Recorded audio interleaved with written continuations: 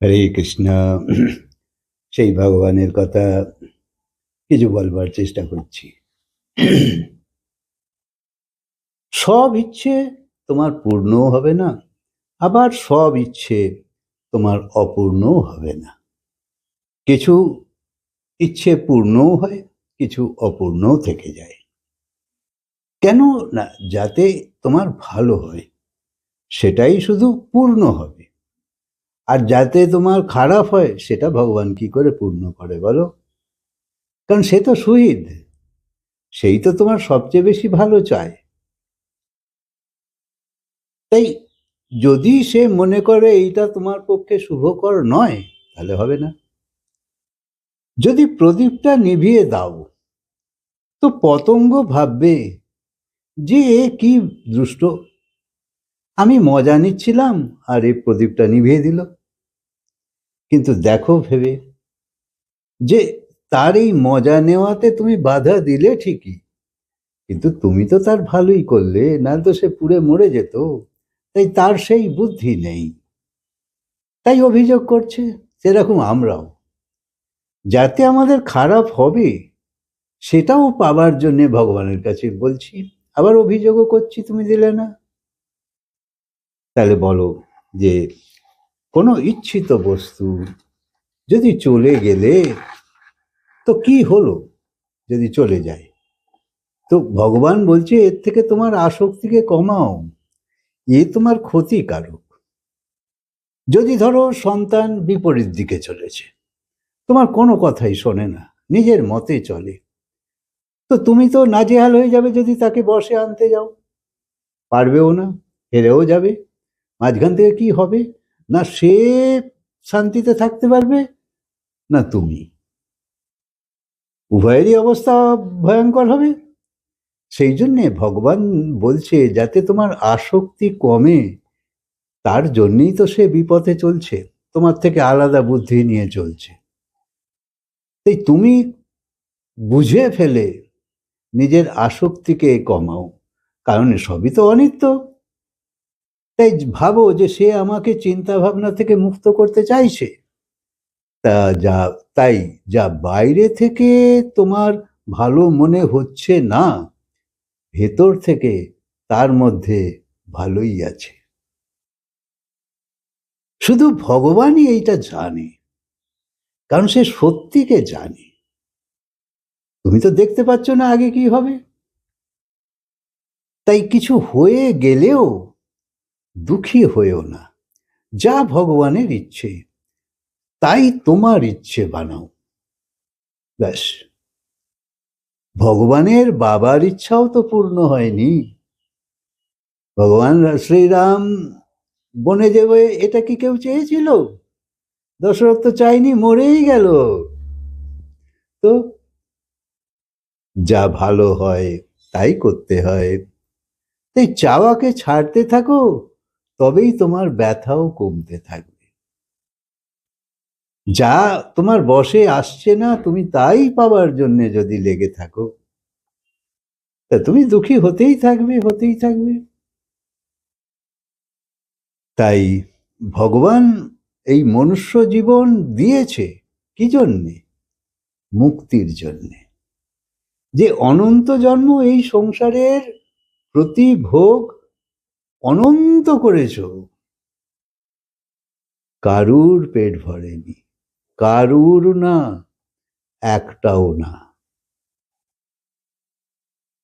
সব কিছুই যাই পাচ্ছ, আরো সেটাও চাই, অন্য কিছুও চাই। কোথায় রাখবে বলো?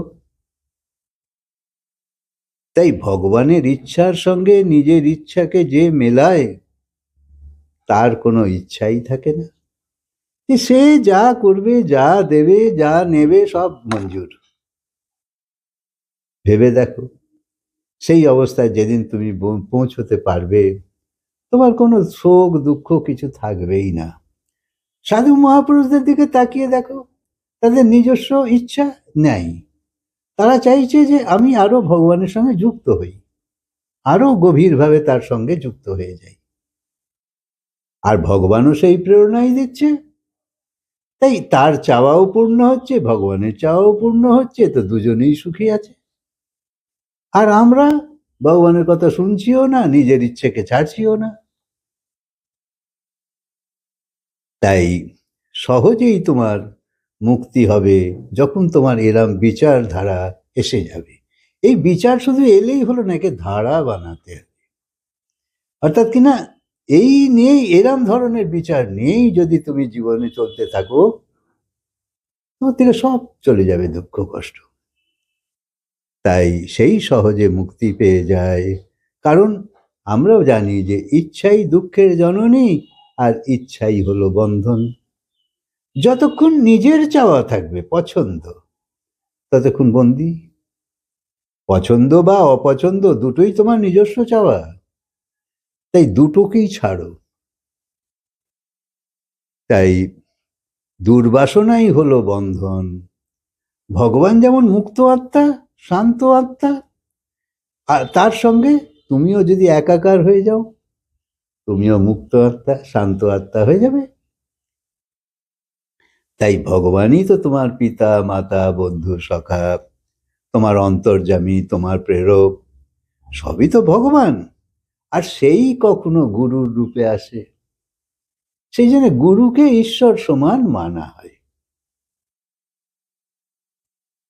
তাই কখনো শত্রুর দ্বারা অপমান করিয়ে তোমার অহংকারকে কমায়, কারণ শত্রু অপমান করে।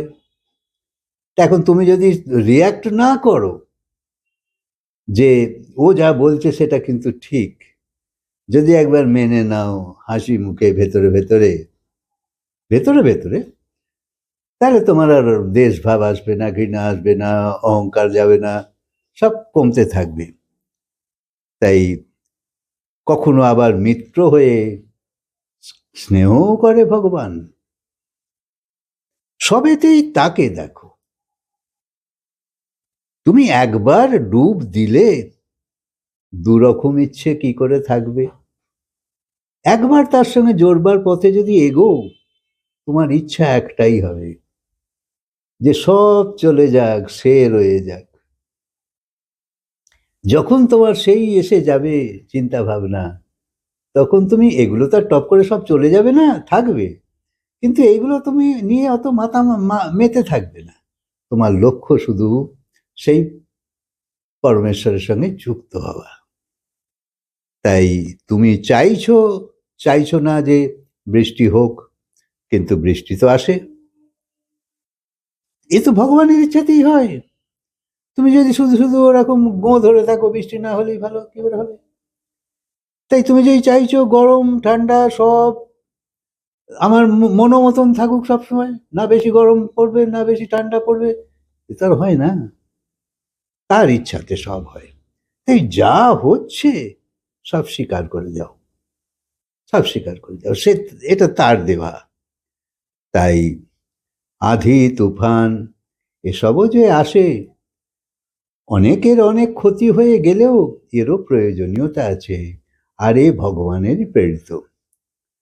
খাদ্য উৎপন্ন হচ্ছে তো তারই সত্তাতে, অন্ন হজম হচ্ছে তো ভগবানের সত্তাতে। তাই যদি দৃষ্টি পাল্টাও, তবেই তোমার মধ্যে আনন্দ আসবে, তুমি মধুময় হয়ে যাবে। এখন যে তুমি কর্তা ভাব নিয়ে আছো, অহংকারী ভাব নিয়ে আছো, ভাবছো তুমি যেন সব কিছুই করছো, না। তাই তাকে কোনোভাবেই তো আমরা অস্বীকার করতে পারি না, কারণ যা কিছু হচ্ছে আমার ইচ্ছার বাইরে হলেও আমায় কিন্তু মানতেই হচ্ছে। তাই সবকিছু তার ইচ্ছাতে হয়ে চলেছে যখন, তখন নিজের সেই ভাবটাকে ছাড়ো।